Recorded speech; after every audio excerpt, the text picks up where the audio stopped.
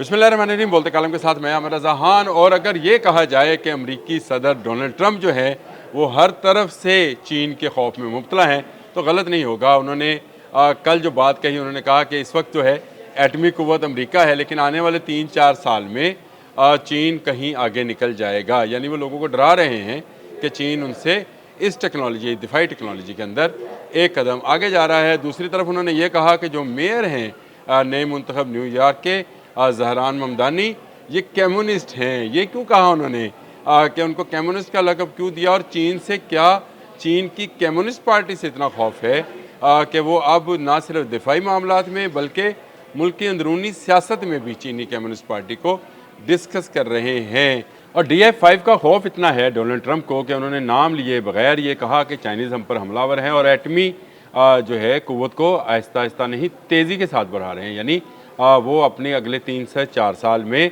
America से आगे निकल जाएंगे। वो सिर्फ डरा रहे हैं अपनी कौम को उस सियासी मंजरनामे को लेकर जिसमें न्यूयॉर्क में उनको शिकस्त हुई। उन्होंने कहा कि ये तो एक कम्युनिस्ट को, एक सोशलिस्ट को जो है मुंतखब कर लिया गया और असल में उनके जहन में चाइनीज़ कम्युनिस्ट पार्टी चल रही है। आजकल वो चाइना से क्योंकि ख़ाइफ हैं इसलिए वो हर बात में किसी न किसी तरीके से चाइना को साथ ले आते हैं। और इसीलिए शी जिन से हाथ मिलाने के बाद उन्होंने भारत से भी दिफाई माहिदा कर लिया। और ये भी एक तरह की चुनौती थी चाइना को, लेकिन चाइना जो है हर आने वाले दिन में कोई ना कोई हथियार ऐसा बनाता है जिससे अमेरिका खौफ ज़दा रहता है। अब भी D5 यानी D5 का जो मैं जिक्र कर रहा हूँ ये भी एक ऐसा ही मज़ाइल है जो कि इतनी रफ्तार से जाएगा जिसको कोई रोक नहीं पाएगा। कहा जा रहा है कि यह आवाज़ से 24 गुना ज़्यादा रफ्तार पर जा सकता है, यानी अपनी स्पीड को बढ़ा सकता है। और ये 13 से 20,000 किलोमीटर का फासला जो है तय कर सकता है। 13,000 तो बिल्कुल वो फिगर्स हैं जो कि दिए जा रहे हैं, लेकिन माहिरीन का ख्याल है कि इसकी जो है फासला जो है इसको 20,000 किलोमीटर तक भी बढ़ाया जा सकता है। तो एक तरह से इस वक्त अमरीकी सदर जो हैं वो हर वक्त उठते बैठते सोचते खाते पीते चीन के बारे में सोच रहे हैं। और चीन सोच रहा है कि अगर अमेरिका उस पर हमलावर होगा तो उसको इसका किस तरह से जवाब देना है। अमेरिकी सदर डोनाल्ड ट्रंप मुश्किल सियासी हालात से गुजर रहे हैं। उनकी मकबूलियत में कमी हो गई। CNN की रिपोर्ट आपके सामने है जिसमें उन्होंने कहा कि उनकी मकबूलियत 47 से कम होकर 39 तक आ गई है। यानी उनकी मकबूलियत में हर आने वाले दिन के साथ कमी आती जा रही है।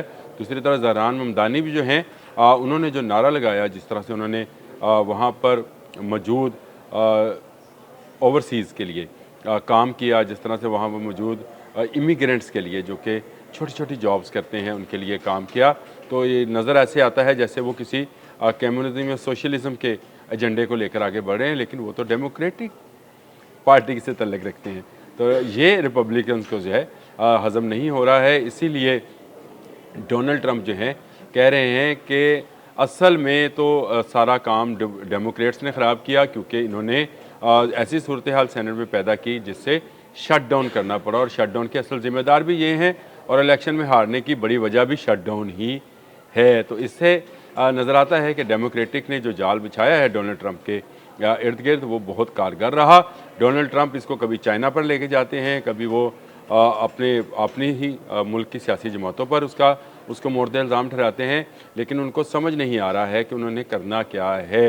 वो डोनाल्ड ट्रंप जो 8 जंगें 9 जंगें बंद कराने की बात करते हैं, वो ख़ुद दुनिया को एटमी धमाकों की और एटमी तबाही की धमकियाँ लगा रहे हैं। वो डोनाल्ड ट्रंप जो कभी चाइना के साथ हाथ मिलाते हैं और कहते हैं कि हम इनके साथ इक़्तिसादियात में और तजारत में आगे बढ़ना चाहते हैं, वही चाइनीज़ के ख़िलाफ़ और उसकी कम्युनिस्ट पार्टी के ख़िलाफ़ एक जीतने वाले, अपने मुल्क के जीतने वाले मेयर पर इल्ज़ामात आयद करते हैं। तो ये मामला आहिस्ता आहिस्ता बिगड़ते बिगड़ते एक और जंग की तरफ जा रहा है अगर इसको देखा जाए तो, क्योंकि रूस अब इसमें से निकल गया है। अमेरिका का हदफ चाइना बन गया है और चाइना भी अमेरिका को सामने रखकर अपनी तमाम पॉलिसीज़, अपने तमाम वेपन्स डेवलप कर रहा है, बना रहा है।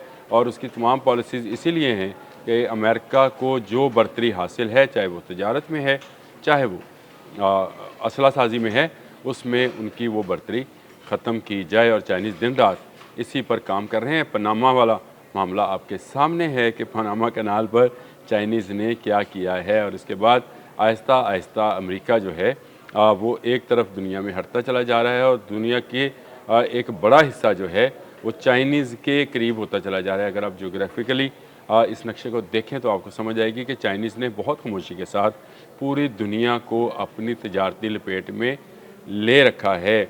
अब आप अमेरिकन टैरिफ लगाएं ना लगाएं, चाइनीज़ को इनसे फ़र्क नहीं पड़ता। चाइनीज़ ने इतनी मंडियां क्रिएट कर ली हैं दुनिया भर में इंटरनेशनली कि अब उनको अपनी प्रोडक्ट बेचने के लिए किसी के पास जाने की ज़रूरत नहीं है। लेकिन अमेरिकन कंपनीज़ जो हैं वो चाइना में जाकर ख़ुद अपनी कंपनियां इंस्टॉल कर रहे हैं, बना रहे हैं, ताकि वहाँ से वो सस्ती लेबर के साथ दुनिया भर में अपनी प्रोडक्ट को बेच सकें। तो इससे अंदाज़ा होता है कि चाइनीज़ किस फ्रेम ऑफ माइंड के साथ दुनिया पर आहिस्ता आहिस्ता अपना कब्ज़ा जमा रहे हैं। और ये पैनिक जो है डोनाल्ड ट्रंप को ना दिन को चैन लेने देता है, ना रात को सुकून की नींद सोने दे रहा है। इसीलिए वो उठते बैठते हर वक्त चीन की बात करते हैं। और अब DF-5 भी आ गया, यानी वो एक ऐसा मिसाइल या ऐसी व्हीकल या ऐसा ICBM जो इतनी रफ्तार से जाएगा कि इसका जवाब उनके गोल्डन डूम के पास भी नहीं होगा। अब तक के लिए इतना ही। अल्लाह हाफ़िज़।